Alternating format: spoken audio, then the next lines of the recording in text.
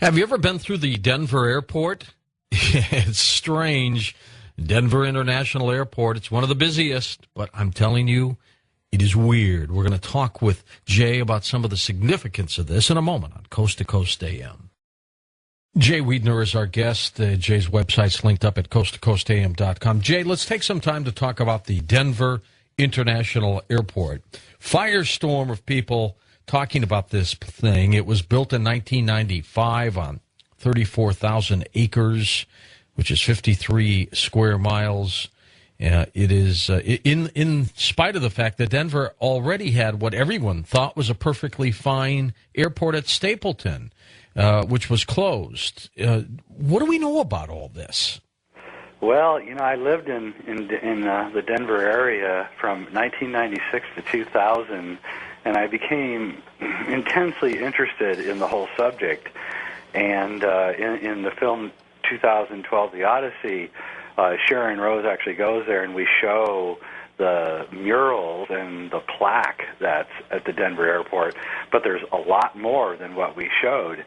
And as I got into looking into the Denver airport, a couple of times I met guys, that install drywall and do painting and things like that. And they told me that they would be taken to the Denver airport, and they would go down these huge freight elevators that would go down and down and down and down, and they would end up in this huge underground complex where they would do work. And they asked, for me not to tell anyone their names, but I could tell their stories. Absolutely. And so as I got into investigating this, I began realizing that the Denver airport is part of a thing called COG, which means continuity of government. And because Denver is sort of close to the center of the country, it was equidistant for anyone to fly to if, say, they had to fly somewhere in an emergency. And so it was pretty much equal from, say, Seattle or New York or Florida or wherever to get to the Denver airport. And my feeling, and I have a lot of good evidence to back this up, is that there's trains running underground from the Denver airport into shelters inside the Rocky Mountains. And maybe cities. Yeah, that's what I think. And they may even go beyond the Rocky Mountains. They may go all the way down into New Mexico. The Taos Hum, which was around the same time that the Denver airport was being constructed, is very likely tunneling equipment under the ground that was going under Taos, New Mexico, heading towards another underground base at Dulce. And I think that it's a perfectly logical thing for government to do to try to find a way to protect itself in case of an emergency. If that's the real reason, Jay. That's the real reason, exactly. Let me tell you something, too, because I have a friend whose sister used to work at the Denver airport, and she used to see military types going into these areas, these tunnels, these shafts, and not coming back out. Yes, I've been told the same thing. I'll tell you a little story that I when I was living in the area, I was going to work every day at a very large corporation, and I was listening to a rock and roll radio show. This was the same time that the X-Files movie Fight the Future was coming out, and they had Conspiracy Week on this rock and roll radio station, right? And so they had their local conspiracy theorist on, and he was discussing local conspiracy theories. And one day, the third day of this promo, they actually called up the head of the Denver airport unexpectedly, live on the air, and asked him if the Denver airport had a secret base under it. And the guy literally blew his cork. Really? On the radio, slammed the phone down. Stammering and stuttering. Oh, he was as angry as a hornet's nest in August. And slammed the phone down, and ended the promo. They never had the promo on anymore after that. And so you get this kind of abrasive reaction every time you bring it up. it's interesting because Federico Pena, the mayor of Denver at the time, of course, became Clinton's Secretary of Transportation. Everyone associated with the airport, which ran billions of dollars over budget, became huge in the government in all sorts of odd ways that are very disconcerting. And so what is the Denver airport? I think there's a curious thing in the Denver airport. At one point in the airport, if you look up, you'll see a gargoyle. And it's in an odd place on the north end of the airport, and it's actually hard to find. And I noticed it one day, and I looked, and there was a little plaque on the wall under the gargoyle, and it said, Norter Denver. And so I guess that was the name of the gargoyle work of art. Well, that's interesting because folxxxx tells us that the number one palace of this group of esoteric people, of course, is Notre Dame. And here we have a gargoyle, which is, of course, all over Notre Dame Cathedral in Paris, here in the Denver airport, and it's called Norter Denver. And so my feeling is that the Denver airport is some kind of cathedral to these guys, a cathedral to the world that they're making. And so the murals, which we show in the film, are a story. If you look at the murals exactly in the way that we present them. Like a message, or Yes. are they trying to tell us something? They Or are they are. trying to put it in our face? They are trying, again, it could be the roosters, or it could be somebody just trying to put it in our face, as you say. But, you know, one of them is 3 people in coffins surrounded by all of these extinct animals. The Quetzal bird plays a big part in this mural, which is, of course, the bird that the Mayan god Quetzalcoatl was named after. So there's this extinction message in one of them. In another one, all the children of the world are gathered around a gigantic psychedelic plant of some kind, and they're all extolling that all the races are going to live together in a world of peace. It's like the one world government bylaws. Yes, in fact, it dovetails exactly in, which we do in the film, with the Georgia Guidestones. Exactly. And at the end of the scene, Sharon Rose, the narrator of the movie, actually walks up to the plaque commemorating the men who built the airport, and there, right on the plaque, is a Freemasonic sign of the cross, the square and the compass with the G. And of course, just earlier in the film, the editor of the Alberton Star tells us that the people who built the Georgia Guidestones were Freemasons. And so here we have 2 things, and if we add Folxxxx telling us that the Cross of Henday was built by a master mason, now we have 3 things, all concerned with some kind of event that's going to happen. That's if to follow the murals at the Denver airport, if we're to follow them in the way that they're saying, is going to be, a real nail biter, to put it bluntly. So we see, and I want to mention that the last of the murals, which is the most troubling of all the murals, shows a Gestapo-type man walking down a street that is where the cities are on fire, and he's knifing the dove of peace with his bayonet. Oh, my. What is that doing at an airport? I cannot tell you. I have no idea. It is, and this is not like cartoonish art. This is Leo Tanguma, who is a Mayan, by the way, is the artist of these things, and he is an excellent artist. This art is excellent. And kind of a funny aside on this whole thing, when we were shooting the scenes in the Denver airport, we didn't have permission, and we were a little bit worried that we were going to get in trouble.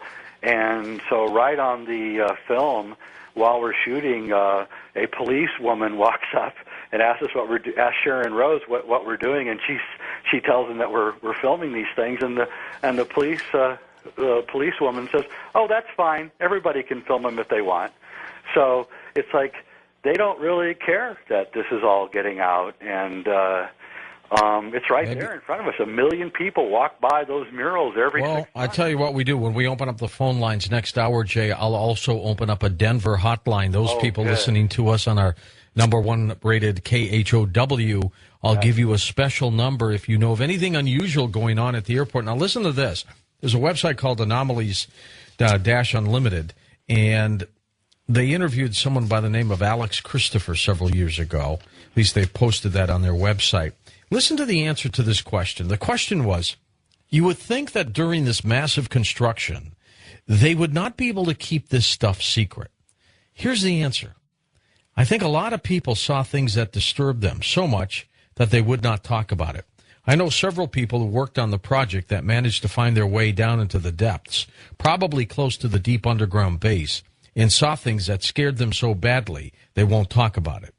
I interviewed a few of the former employees on these construction crews that worked out there on these buildings that ended up buried, and they're afraid to talk. They say that everyone is real nervous about it, and they decided to tell some of the secrets that they knew. But they don't want anybody to know who they are, like you just said. So I can tell you that it is very unusual and spooky kind of place. And if you are a sensitive person, you get nauseated as soon as you enter the perimeter of the airport, especially when you go down underground. You become very nauseated, nervous. This is also because there's so much electromagnetic flux in the area that if you get out in the open ground around the airport, you will buzz. Well, where does this flux field come from? I think that it's coming from some kind of underground electrical system, because we were there were no power lines, and the whole place was just buzzing with this free energy floating around. It's very unusual, really weird stuff. Isn't that something? Yeah, it really is, and I don't think that there's anything really weirder than the Denver airport. The whole edifice is just so bizarre. And I knew a person, again, when I was doing my investigations, who actually talked to one of the lead guys involved in the construction of the airport. And he told her, and this was in 94, that the airport was $15 billion over budget, and they weren't going to tell anybody. Well, let's assume for a moment, though, Jay, that no, let me let you finish. I interrupted you. Go ahead. No, it's all right. Go ahead. It's just that what I'm saying is that they knew that this thing wasn't going to cost anywhere near the small pittance that they said it was going to cost, and they didn't care. And then, of course, it raises the question: well, where did the $15 billion come from? I mean, Colorado is a fairly wealthy state, but it doesn't have that kind of money. And so, is it the federal government? Who funded this? And why did it cost just these? It's just a big tent with some concrete runways.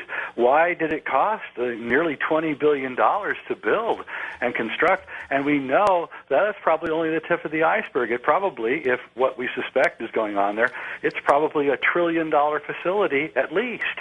And so there's other things. There's people who have done aerial photographs of the area, and there's these strange buildings about every 4 miles. Are these called like berms? No, the berms are outside the runways, and that's a whole other interesting thing. We couldn't figure out what these strange buildings were. They seemed like they looked like houses from the outside, but they seemed to have, well, I'll just say it, they had vents in the ceilings of the house. On the ceilings, the roofs of the house had these vents. And then we realized, of course, that this was where the air was escaping from the tunnel systems for the trains. And you can actually follow the line, and it goes right into the Rocky Mountains. Let's assume for a moment, let's take the sinister approach, that years ago, the power brokers on this planet, we call it the Illuminati for lack of a better phrase, decided that there were two main things they had to accomplish on this planet. One was population control, controlling people, and the other was reducing the population. They saw the planet starting to use its resources, and they said, and they probably have actuarial tables, they probably said, we can't support 6.5 billion people, soon to be 9 billion people. We can support quite well for almost an endless amount of time, 500 million, if we keep it at that level. We want to have a one world government, but we're going to do it all with 500 million people. Now, the plan is twofold. One is, how do we get rid of the 500 million, the rest of the billion, right? The 6 billion people, and keep the 500 million. And then, where are we going to go when the calamity occurs? So let's assume they decided to build structures like the Denver airport, where down below 100,000 people might be able to live very comfortably for a year or two or three, while the rest of the people on the planet bake and cinder. If you believe in a sinister theory, then you have to take it the full way and believe that what these facilities are doing underground are to prepare themselves for this horrible, horrible apocalypse. I would have to say that I do not disagree with anything that you just said. I think that that's about the most succinct analysis I've heard of the situation. I think that's pretty much exactly what they're doing. I think a few of them escape out and try to give us messages about this, and, you know, God love them for that. And that's why I say that, you know, it's time for us to start taking care of ourselves, because I think, you know, even like Katrina showed that they're cutting us loose. They don't really want to help us anymore.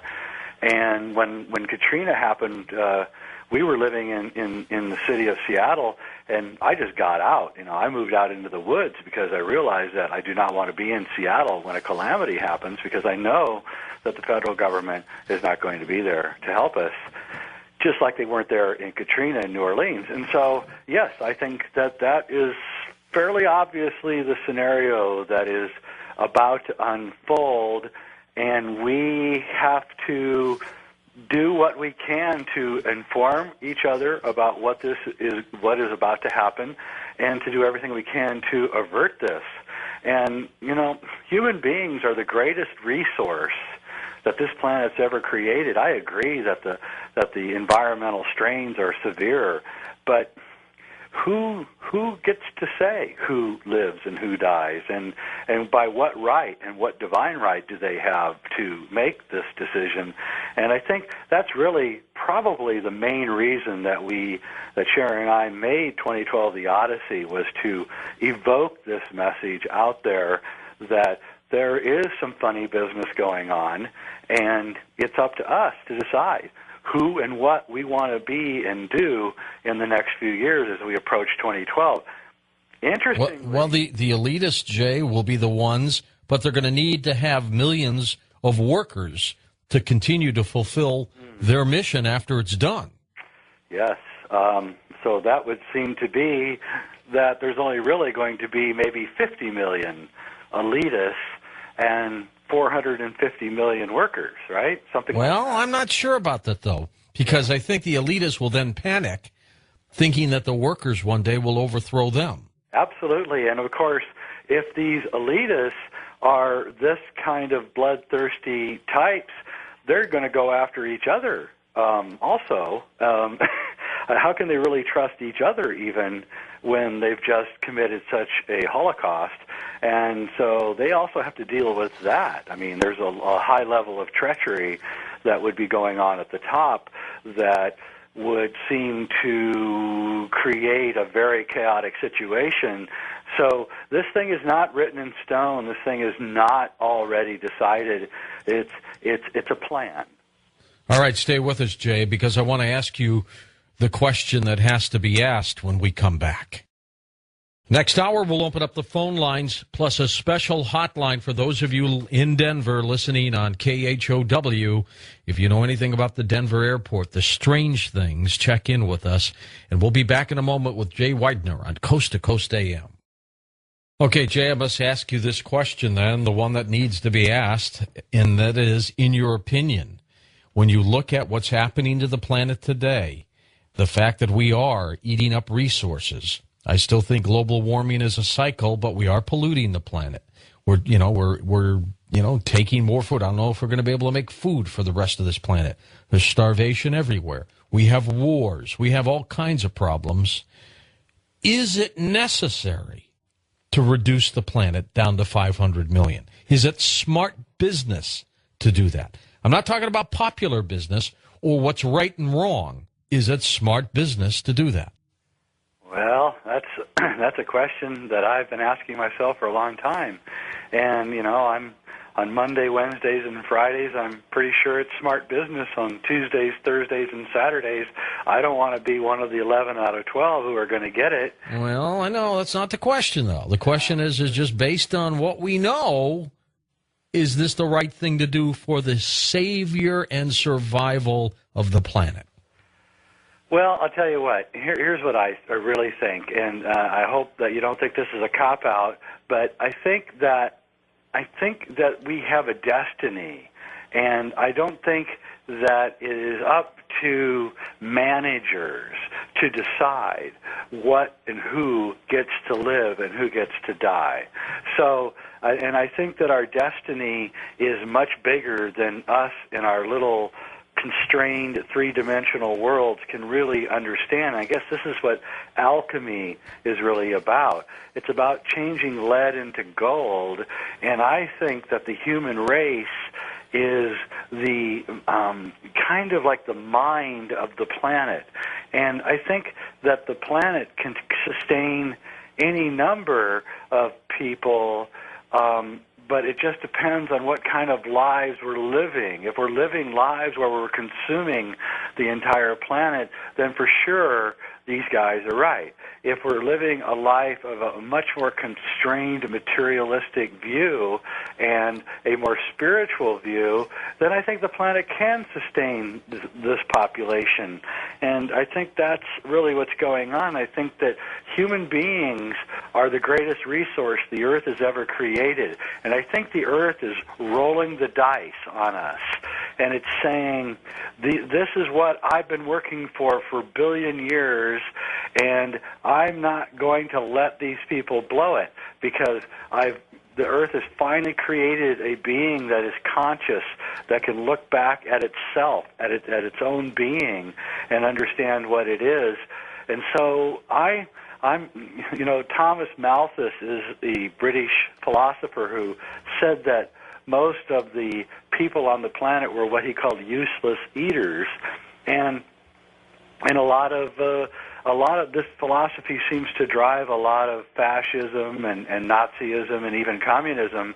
And I think that it's essentially an anti-spiritual, anti-dimensional, meta-dimensional point of view, and it doesn't really realize who we really are, that we really are a much bigger and better species than we're being told. And if we're to believe the mystics, then we're about to transcend this whole experience and turn into a new species, and then none of the things that we're talking about really is going to matter. And so that's the war between, I guess, the bad guys and the good guys. The good guys are trying to turn us into a new evolved, not really evolved, but a new species of almost pure consciousness, and the bad guys are just materialists who don't see any of this, and they just want to make sure that there's a place for them to live, and so they've decided to get rid of us. And this is the great war at the end of time that's predicted in the book of Revelation and many other prophecies, of which we get into in the film 2012. And the Inca elders told us that we're turning into a new species called Homo luminous, or the man of light, or the human of light. And so Teilhard de Chardin, a famous French mystic, said that consciousness is actually what's evolving on this planet, and that it needs the human being, because we are the most conscious beings, to accomplish this task. And so there's a greater task that has nothing to do with managing resources or any of that. And I think that that's really where we're headed. You know, they've been trying to kill us off for a long time, and human beings are tenacious. They don't go quickly, and No. I don't think we're going to go quickly. And I think that they know that we're not going to go quickly, and we frustrate them. We frustrate them by talking about these things, by knowing about these things, by the signs that the roosters are leaving behind for us to see. And we're more conscious now than we were a few years ago, thanks to Coast to Coast and the Internet, basically. And we're growing more and more aware every day. And soon this thing is going to reach an exponential level that is going to turn into steam. The boiling water is going to turn into steam, and we're going to turn into something that we don't know what yet. But it's coming, and it's coming really, really fast. And so I'm not one to follow the dictates of bean counters and managers. Pretty much they're heartless and don't realize, you know, the beauty of human nature. You know, Beethoven was the 13th child of his family. He was crippled. He had several diseases, and you know, a heartless person might have aborted Beethoven or left him to die, and we would have lost all of his great music. And so each human being has a potential to create incredible beauty and greatness, and I don't think we should leave it up to the dictates of bean counters and managers to tell us who the people are that are going to live and who the people are that are going to die. Okay, well, then let's look at this, Jay, with a different twist. Let's assume they're not going to kill 11 out of 12. Let's assume they're aware of a calamity that could kill 11 out of 12, and they want to save themselves, but they're not going to tell us. Possible? Very, very possible. More likely than any of the other scenarios, I would say. My own research has shown that the Freemasons, not maybe the modern Freemasons, but the old Freemasons, one of their main goals is to look at the world and follow gigantic cycles of time. And one of the things that Hoagland and I discovered in our research in NASA was that there's a group of people in NASA who are interested in finding evidence of past disasters on other planets like the Moon and Mars and Saturn, because that evidence has not been touched by erosion and nature and human beings, and so it's more pristine. And so they've gone to the Moon, and they've seen their meteor tracings, and they know that there was gigantic solar flares 13,000 years ago. There's no doubt about it. You could still see the skip once the meteor hit, almost. Exactly. They're watching this thing, and they are using all of the resources of our technology to perfect their calendars so that they know when these things are going to happen. You know, Al Gore's movie, Inconvenient Truth, well, the science isn't very good. But, you know, Al Gore is a highly connected person. His daughter is married to the Schiff family. These are pretty much the rulers of this world. And so maybe Al Gore is just trying actually just to warn us of something else. And he can't really do it straightforward, so he's using another avenue, i.e. global warming, to tell us that there is something imminent happening. Or divert our attention. Or divert our attention. Indeed, it's a very difficult game to discern who's saying what and why. And so I've kind of given up on the politicians and the pontificators, and I go look at the evidence and then draw my own conclusions. And the evidence is there in the Georgia Guidestones, in the Denver Airport, the Cross of Henday, the Mayan calendar, and ancient traditions which have been left untouched, for the most part, by corrupt practices of the media and politicians. If you were a government leader and you knew a 10-mile wide asteroid was coming this way, there's nothing we can do about it. And let's say it's 10 years out, but nothing we could do about it. So they start building facilities to hide, to take the impact of the planet. They're storing stuff. and maybe they think eventually we'll come back and what's left we'll live in. If not, we'll live in this underground thing if we have to. Would you, as a leader, Jay, tell the rest of us what was going on? Honestly, probably not. Only because there'd be nothing we could do, and it would just cause a panic, and people would start probably killing each other and doing terrible things to each other. So, I mean, the point is well taken, and I understand the gravitas of their situation, and I believe that, you know, they know this to a certain degree, and I do believe that I don't know what it is. I don't know if it's an asteroid strike. I don't know if it's solar flares. I don't know if it's 100 other scenarios. Well, if you tie it into the Mayans, it could be a solar flare, and maybe the date is 2012. Well, that would certainly seem to coincide with the solar cycles. And don't forget, solar minimum was 2001. Well, 2001 was a year with huge solar flares, and this is solar minimum. And so, you know, if we're having gigantic solar flares like we've never seen during solar minimum, what in the world is going to happen when we hit solar maximum in 5.5 years? And then, of course, you start wending your way backwards to exactly where this show tonight is almost exactly halfway between 9/11 and December 21st, 2012.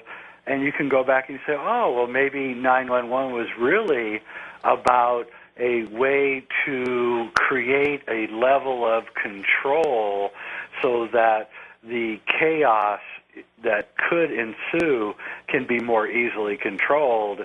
And that might be the scenario behind the whole thing. So we don't know. One of my favorite Twilight Zone episodes, 1961, called The Shelter, where a suburban dinner party is interrupted by a bulletin warning of an impending nuclear attack.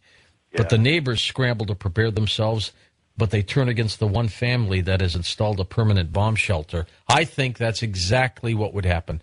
There would be panic. People would storm wherever they think these facilities might be by millions. I'm afraid you're right. They would. And so, you know, it's great that we're talking about this because every person needs to think about, you know, how they're going to handle these next few years and to practice discretion. Maybe you shouldn't be announcing to the world that you have a bomb shelter or anything else. Maybe you should just keep it discreet and protect your family because that's what every man should be doing anyway.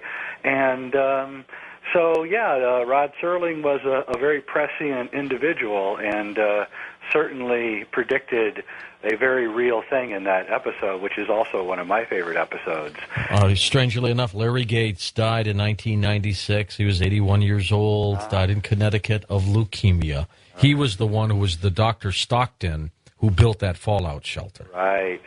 And don't forget the other great Twilight Zone, the Monsters Are Alive on Maple Street, in which, you know, a complete panic ensues over a possible alien invasion. So, you know, these things it's funny that he's talking about these in the early 60s because that's when these plans appear to have been concocted, whether it's the report from Iron Mountain or various other scenarios. They all seem to have been thought of just about that same time period. It's almost as if Rod Serling was connected to some kind of, you know, conscious meme that was emerging at the time. And so, I don't know, you know, these are great questions and ones that are not easy to answer under any circumstances. That's a great topic. I mean, this is very exciting. I can't wait for the phone calls for you, Jay, and also from Denver to see what we may get. But I don't think Denver is the only location for some of these underground taverns and things. You've heard of what's going on in, they'll say New Mexico, right? There's lots of things going on there. So people there, they'll think there's a reptilian tie-in. That's even stranger.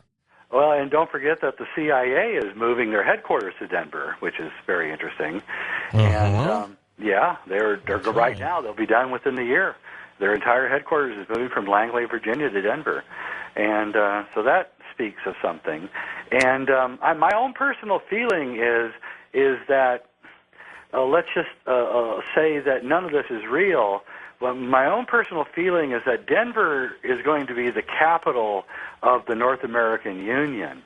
and that it's going to be the center. It's right between Canada and Mexico, and that's kind of the placid point of view of Denver. But yeah, I think that there's tunnels that are running all the way from DIA to Dulce, New Mexico, and possibly into Arizona, Utah, Nebraska, and several other places, actually. And I think it's a whole network of underground tunnels. Richard Sauter goes into this quite effectively. And the late Phil Schneider, too, right? Yes, Phil Schneider. Now, there you go. How many people know about the story of Phil Schneider telling his story of a firefight in the caverns in Dulce, New Mexico, and then, of course, he died mysteriously a few weeks after he went public with this story.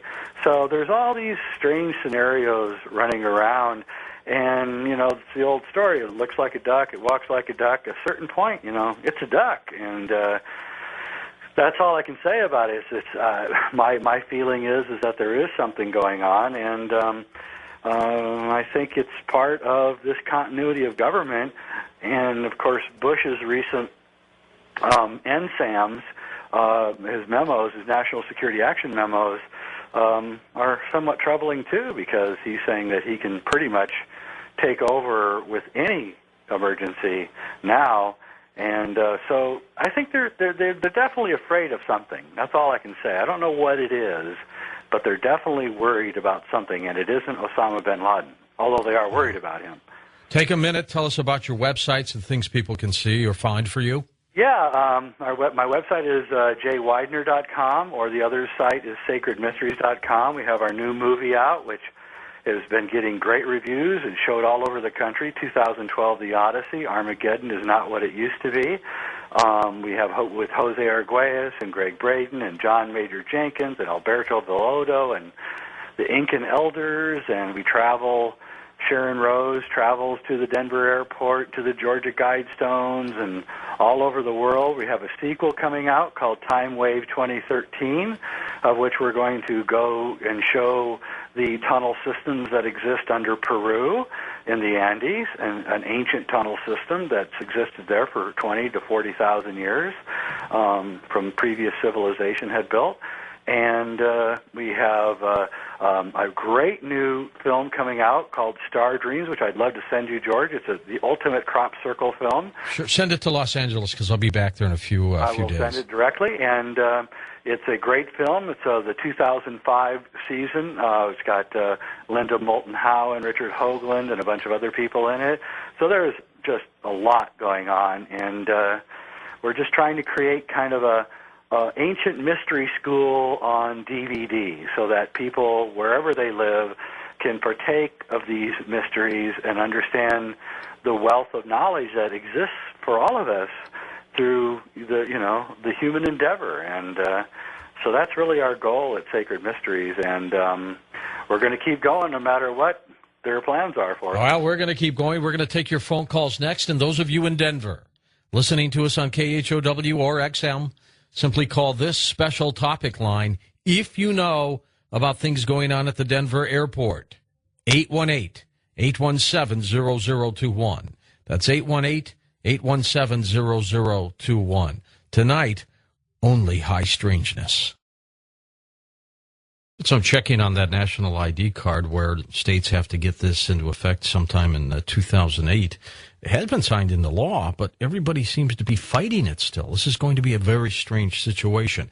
The Mayan calendar, we've talked a lot about it as we lead up to it. That's one of the things we'll talk about with our special guest tonight, Jay Widener, along with other mysteries on this planet. So get ready for more on Coast to Coast AM. Jay Widener, an author, filmmaker, co-author of The Mysteries of the Great Cross of Henday, Alchemy and the End of Time, A Monument to the End of Time, and has produced and directed the documentary films 2012, The Odyssey, Secrets of Alchemy, Earth Under Fire, and many others. Jay previously produced and hosted the weekly radio show Mind Over Matters on NPR, where he interviewed a who's who of dynamic and important personalities. In 1996 and 97, Jay produced and hosted the Awakening to Gaia conferences in Boulder, Colorado.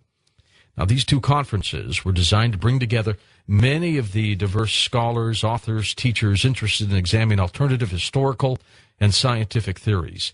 From 98 to 2000, Jay was the video development director for the Conscious Wave Productions, also in Colorado. And since 2000, Jay has been the president of Sacred Mysteries Productions, a company dedicated to producing quality films that challenge perceptions and help us understand the nature of reality. Currently in production on a feature film called Infinity. Jay, how's that film coming along? Hey, that film's coming great, George. Good, good. Is it going to be something that will keep our minds baffled? Yeah, it's basically a film about death and life after death. We have Brian Weiss and Robert Thurman, Greg Braden, a whole plethora of people are in the film and discussing probably the most important thing that any of us will face in our life, which is, of course, the end of our life. And I think it's going to be a very optimistic and positive view of a very important subject. Did you come across, with all the work you did into this film, believing now, Jay, that there indeed is life after death? Oh, I absolutely believe that there's life after death. I have absolutely no doubt about it. And I think that death is a doorway into a hyperspatial reality, and we come back and forth between this hyperspatial or hyperdimensional, as maybe Richard Hoagland would call it, reality, back and forth. And we come back to this earth many, many times. And we also go to many other worlds, I think. And there is no such thing as death per se. We're all infinite creatures, which is why we call it Infinity. Is this going to be a film like What the Bleep? Will we be able to see it at the theaters or DVD? How will we be able to watch it? It will be at the theaters. It will be out probably by the end of this year. That depends on how big the budget gets. The budget seems to be growing daily right now. We're talking with several artists about doing absolutely incredible animation of the death experience, so that on the big screen you will literally pass through the portal into the next realm. And we're trying to do that right, so it's going to cost quite a bit of money, and that might delay the film, but it will make the film a lot better.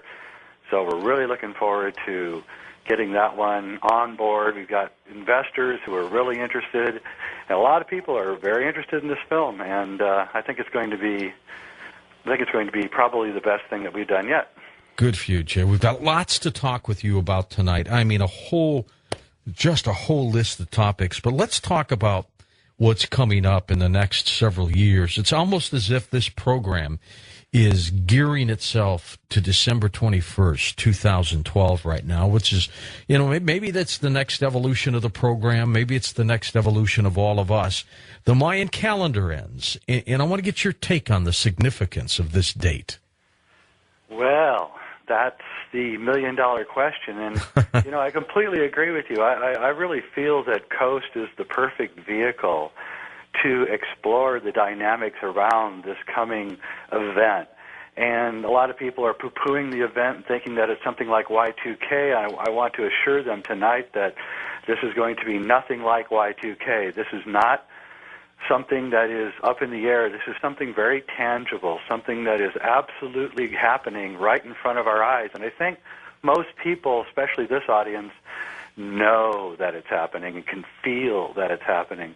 And so, yeah, I encourage you, George, I encourage you as much as I can to try to create a story arc around 2012 and get all the experts on, not just me or the other ones absolutely. Like John Major Jenkins or Richard Hoagland, but the rest of them, and get them on, and let's explore this thing thoroughly, because this is the story of our destiny. This is where we have been heading now for over 5,000 years, and this is the end of an age. It's not the end of the world. I don't want people to think that that's what we're saying. We're saying that this is the end of an age. This is the end of time as we know it. This historical period is coming to an end right now, and this is what everything that we see going on around us is really all about. The war in Iraq and 9/11 and Every single thing that we're seeing is just the growing construct of the final resolution of this age. And it's incredibly fascinating. And what's most fascinating about it is that the Mayans and the alchemists and the Tibetans and the Peruvians and the Incans all predicted it thousands of years ago. Absolutely. And you know, Jay, I look at this now one of several ways, and I keep going back and forth between myself. Maybe it's a combination of both. One is that this date might be the beginning of some kind of moment of enlightenment for all of us. Maybe something dramatic is going to happen to humankind and allow all of us to see something we've never seen before and to realize who we are as people and that we need to exist or we're going to all get destroyed eventually. So that's one thought. The other one is I think the Mayans were experts in solar information, and I think we might have some kind of major solar problem. And ironically, astronomers now and people who study the makeup of the sun are beginning to say that around 2011 or 2012, we can expect some huge solar disruptions. And I'm saying this is pretty darn ironic to be so close to the Mayan calendar 2012 date. Absolutely. In fact, my mentor, folxxxx, the mysterious alchemist that I have spent my lifetime studying, and my book, The Mysteries of the Great Cross of Henday, which is about this cross in the south of France, both the monument and folxxxx are saying, and folxxxx wrote this in the 20s, and the cross of Henday was built 400 years ago, both are saying that the sun is going to become extremely active at the end of this age. And so here we have a cross that is 400 years old saying exactly what you just said, George. And when I first realized what the cross was saying in the early 90s, I didn't believe it. I just frankly didn't believe it. And then, about 1998, 1999, when those first summers started getting really toasty, that's when I began scratching my head and wondering, oh my goodness, is there really something going on? And then by 2003, when that summer hit Europe and killed 30,000 people in France, the heat wave that lasted all through August, that's when I said, it really is happening, and it's happening in a big, big way. We were just in New York City last week, and it was 97 degrees in Times Square in early June. And it was so hot and so miserable that you could just feel the kind of, a leadening of the souls of everyone. And, it is unusual. I talk to people, and they tell me that this never happened before. If it did happen, it was very rare, but now it's happening all the time. And what's interesting about this is that, as you probably know, as your audience probably knows, the sun goes in cycles. It goes through a 22-year cycle. And this 22-year cycle is 11 off, 11 on, 11 off, right? Right, solar maximum, and then 11 years to solar minimum, and then 11 years back to solar maximum. So the solar maximum, the last solar maximum, was in 1990. On September 11th, 1990, then President George Bush made a speech in which he announced for the first time ever that there was something called a New World Order. Exactly 11 years later, at solar minimum, was, of course, the events of 9/11. Exactly 11 years later will be 2012. And guess what time the eclipse of the center of the galaxy and the sun occurs on December 21st, 2012? 11/11. And so we see there's this strange connection between solar cycles, events here on the Earth, and makes you scratch your head and wonder if maybe Arthur C. Clarke wasn't right when he said there was some kind of overmind, some kind of intelligence that seems to bind the Earth and predict and create events down here on the ground that we can only see the shadows of. And so we see the shadows of these things, and we think, we don't know what they are, and we talk about them, especially on coast, trying to figure out what they are, and what they really are is this huge event that's slowly unfolding in front of our eyes. And you're absolutely right, the sun is playing a huge part in this, and I would say, the summers are going to get hotter and hotter. See, and either one of three things happened here with the Mayans and the other civilizations. And one is either ancient knowledge and technology was so much more advanced than we think. They possessed the tools and the ingredients to make whatever discoveries and predictions that they have made. They had extraterrestrial help. Or, as you say also, Jay, they've tapped into something in the universe, maybe under some kind of meditation, which gave them knowledge of the future. I don't know. It could be one of the three, because I don't think it was a lucky guess. No, I don't think it was a lucky guess. I think it might be even a combination of all three, actually. And we may be a much more important species in this universe than we've been led to believe. And I firmly believe this. I believe, as all alchemists believe, that the human being is the culmination of universal experience, and that we are the most important thing that the universe has ever created. The human brain is the most complicated single system in the entire universe that we know of. And there is something incredibly important about the human experience and about where we are headed. And when I don't want to say we're being watched, although the Bible tells us that we are being watched, but we are being guided, or we're being like a gardener almost with a garden.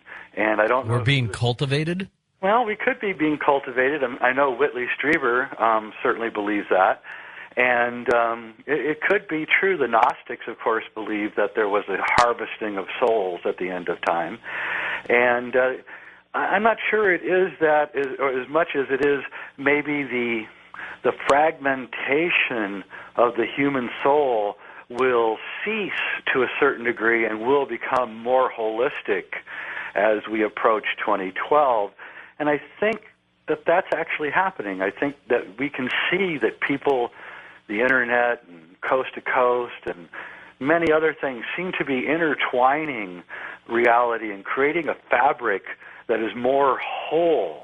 And we are beginning to understand that everything we do has ramifications in all directions. And we're beginning to understand that people are pretty much the same everywhere on Earth. And or, Jay, will it be like this? We'll have a cast of a lot of people on this night. It's a Friday night, by the way, December 21st, 2012. And, it's going to be the night we're going to be here on the air. No vacation time for any of our staff members on that day.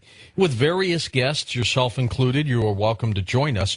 Might it be something, because, number one, how do we know the date is accurate?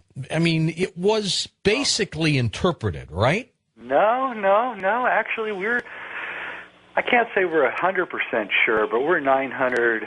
We know about the winter solstice date as December 21st, but how do we know about 2012? How do we know it's really not 2010 or 2014? That's a very good question, and I really, really want to thank you for giving me a chance to answer it, because I get that question so many times in my life that I'm really glad I'm being given a chance here to answer it. The Mayans didn't count by years. They counted by days. And they said, and of course I'm going to forget the number of days, it's 1 million, some incredibly long figure of days that their calendar runs, okay? And we know the date that it began, okay? Mm-hmm. And so the Mayan scholars have just counted the days forward. They haven't paid any attention to our Gregorian calendar at all. They've just counted the days, and they've ended up at December 21st, 2012. This is what prompted, when John Major Jenkins was doing his work in the early 90s, of course, the first computer astronomy software programs were just coming out at the time. Right. And so he became the first guy to actually type in, December 21st, 2012, and look at it on the software, on the Voyager software, and he saw that the center of the galaxy was lining up with the early morning sun, and he realized then that the Mayans were not just picking some random dates, but they were watching an event in the sky and then projecting forward to when this date would happen, which would be, of course, the alignment of the center of the galaxy with the sun at 11:11 on December 21st, 2012. Great information. That shattered everything because everything suddenly began to make a lot more sense in all these disparate fields of research. The cross of Henday suddenly appeared to be marking the same period of time because the cross of Henday is configured in a way in which the pedestal is lined up with the cross above. There is a great cross in the sky at the same exact time that this alignment is happening. In other words, the four signs of the zodiac, the four fixed signs of the zodiac, Aquarius, Scorpio, Taurus, and Leo, are all at 90-degree angles to the center of the galaxy. And folxxxx, one of the things that people, astrologers, have problems with is trying to figure out when one sign ends and another sign begins. And what folxxxx was telling us is that you use the center of the galaxy as your axis point. And when you understand that that's the dividing line between the ages, then you realize that the alignment that started in around 1980 and finishes up around 2018, of which the Mayans just picked the 2012 date as their kind of midpoint date, that is the shift into the age of Aquarius.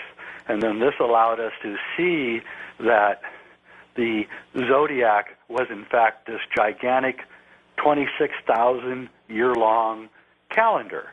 And we are now entering into the age of Aquarius, which we last entered 26,000 years ago, the last time that the galaxy rose with the solstice sun. Is it going to creep up on us, Jay, or is it going to hit us, whatever it is, on that date? It's here right now. That's what I think. I don't think it's going to creep up on us. I think it has crept up on us. I think that we, in a sense, have been blindsided by our modern culture, and our politicians really haven't done a very good job either in preparing us for what's about to happen. And I would like to get into some of those things tonight because this is a tangible thing. There are real events that have never happened on Earth before. Okay, let's talk about some of those events, Jay, and we've still got a lot of time to get into the Denver airport and the Georgia Guidestones and some other incredible mysteries, even before we get to phone calls with you. I'll be back in a moment on Coast to Coast AM. How would you like to pick up the After Dark newsletter and get 14 issues for the price of 12? Call 1-888-727-5505, or you can go online at coasttocoastam.com. And welcome back with Jay Widener. We're here with Coast to Coast AM. Jay, we were talking about the possibilities and what leaders should be doing to at least prepare us. Go ahead. I'll let you pick that up. Yeah, there's a great book. I think you've actually had the guy on your show, James Kunstler, talking about the long emergency. Yes. Well, yes. You know, we are headed towards a world where the oil supplies are going to be dwindling. And interestingly enough, the geologists say that the year that this is really going to make an impact on us is, of course, 2012. And I think that people have to start realizing what kind of world is going to be when there is no more oil, and or at least a lot less oil than there is. And the politicians really are not even talking to us about it, nor are they creating any contingency plans for this eventuality. And since all of our farming and all of our food and everything that we have in this world relies on oil, when we come out the other end of this thing where oil supplies have dwindled down to nothing, we're going to be in for a very, very, very big shock. And where I am personally optimistic about this, I think that the human race will persevere and will actually be better off. I still think that the transition period is going to be extremely rough, and so this is a real, true event that's happening right in front of us, and this is the reason that we're in Iraq and why we're thinking about attacking Iran and all of these things, because we're, frankly, trying to grab control of the last major supplies of oil. And I just received an email from James Kunstler the other day.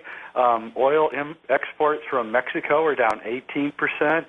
Oil exports from Saudi Arabia are down 15%. And so this is a tangible thing. It's one of the reasons why we made the film 2012 The Odyssey, was we were trying to get some of this information out in a way that was responsible and could show people that there is a way out of this mess, and to maybe point people in a direction that is a little more positive than some of the peak oil disaster scenarios that are going around. And I don't think it's going to be a disaster, but I do think it's going to be a really tough transition. Okay, with all this said and done, I saw Apocalypto on DVD a week or so ago, and, you know, assuming some of the things Mel Gibson had in that film were accurate, the Mayans were a pretty brutal civilization. How could a civilization, Jay, that might have been so brutal and sacrificing and horrible things like that, how could they have been so enlightened to do what they were doing about 2012? Well, you know, I really actually liked Apocalypto a lot, and I think Mel Gibson is one hell of a filmmaker.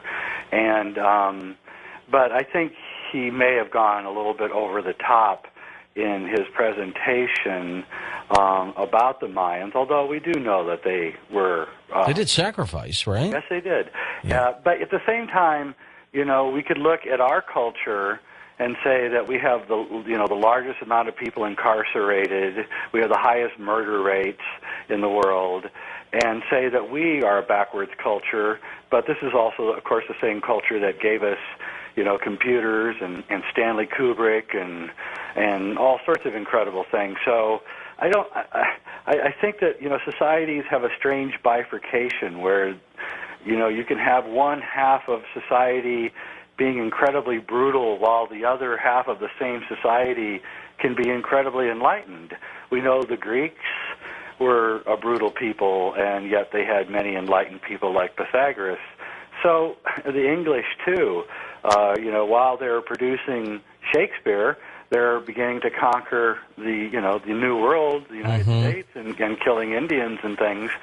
So I don't really think that what the leaders of the Mayan people were doing as important as what their scientists and their priests were doing, which was exploring the quality of time. And I think that of all the things that the Mayans left us, that definitely was their most important legacy. And I think the point of Apocalypto, which is a very interesting point, and kind of talks about what we're talking about here, is that societies reach this apocalyptic moment. And in that apocalyptic moment, they have a choice. And the choice, of course, that Gibson presents is the Spanish missionaries and the conversion to Christianity. But in that moment, we can transcend our problems. You know, it's like water boiling in a pan on the stove. You know, it boils furiously, and then it transcends itself into steam, and it escapes its harsh reality and turns into something different.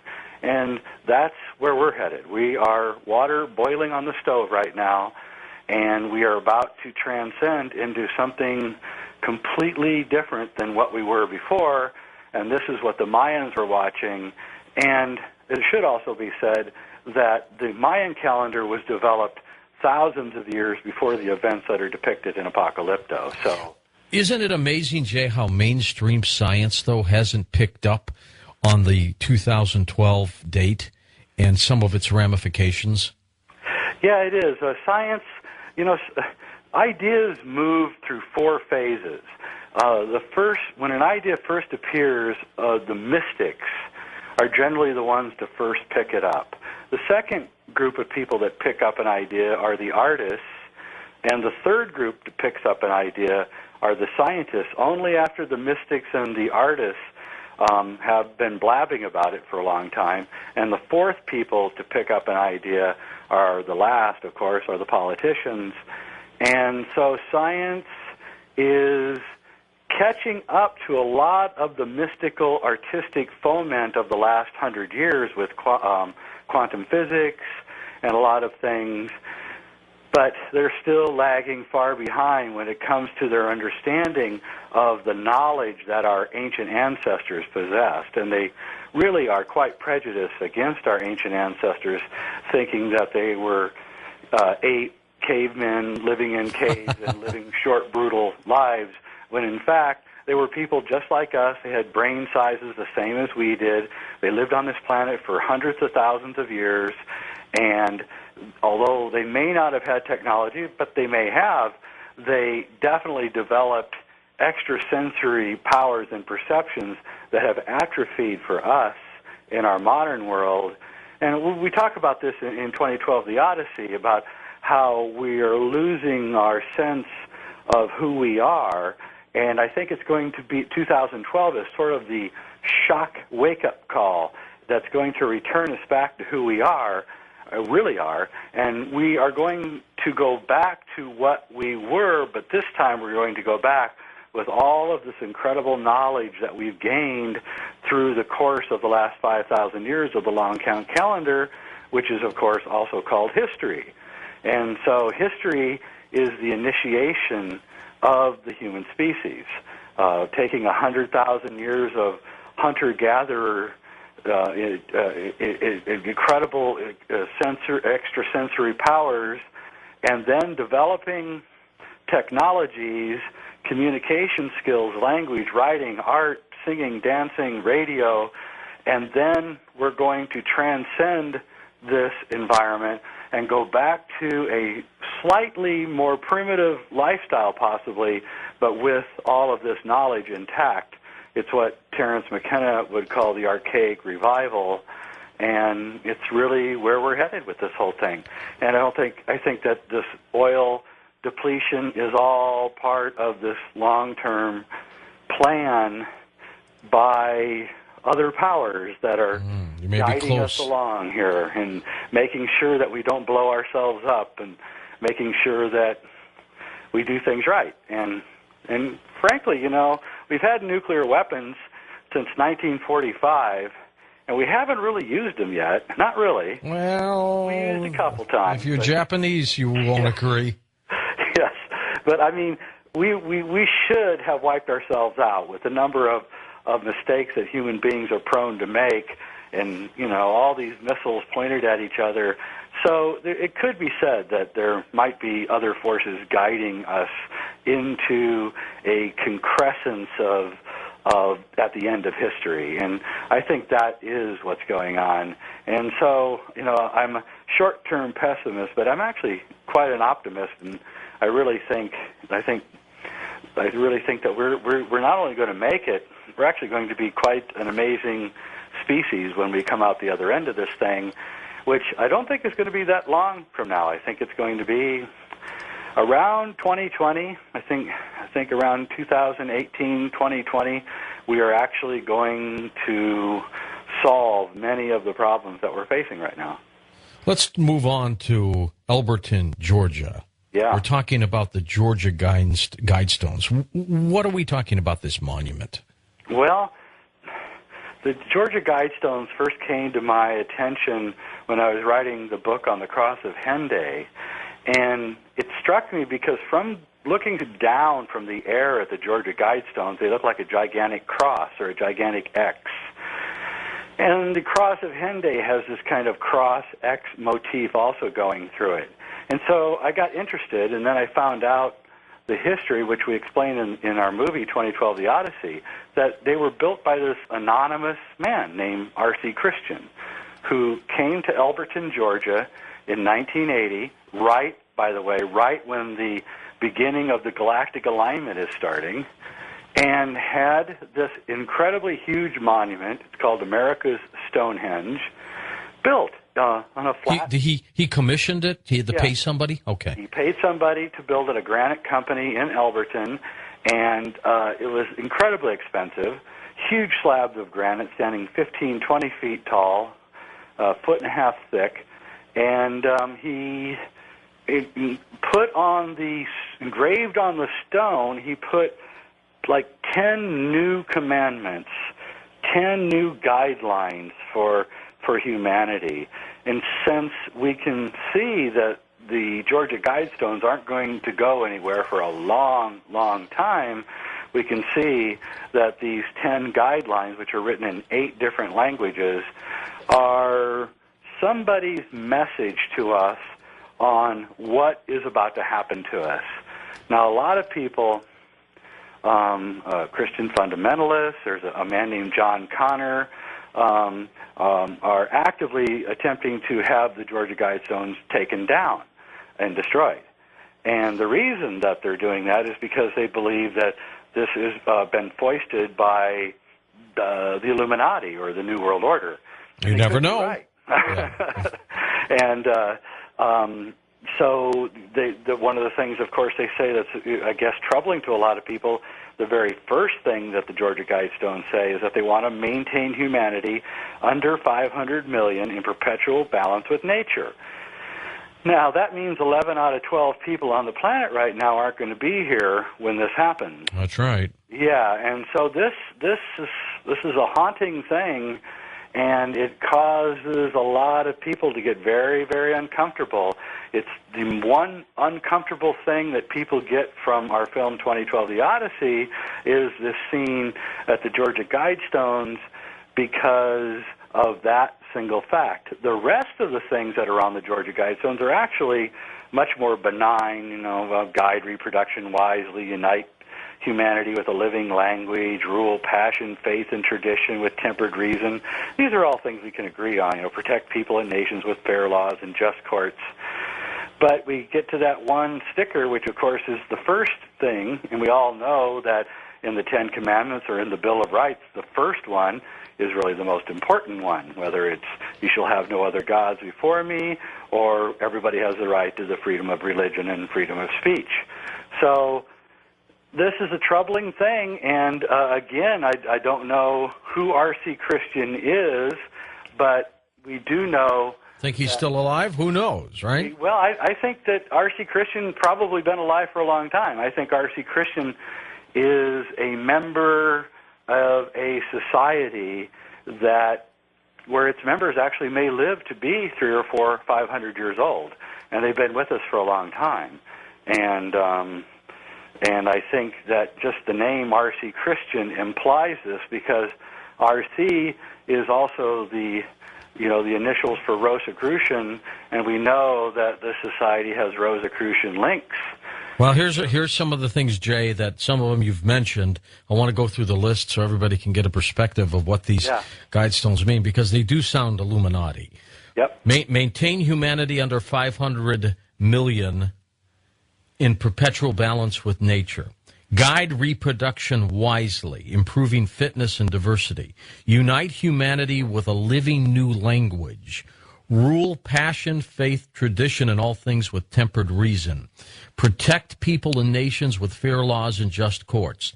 Let all nations rule internally, resolving external disputes in a world court.